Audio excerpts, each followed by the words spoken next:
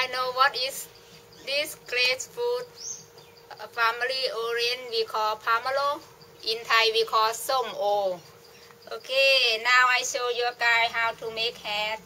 First thing we cut the top off, and later I just cut around.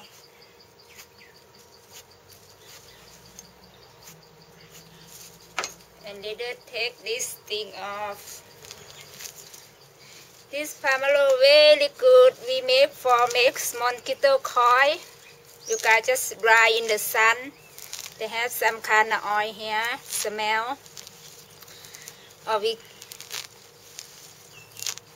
this I wanna make my hair. Every time I put in my hair, and after my hair very nice, soft.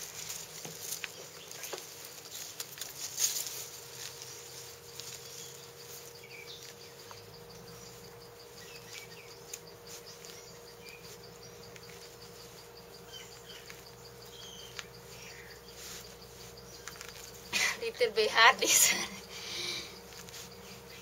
but not too hard.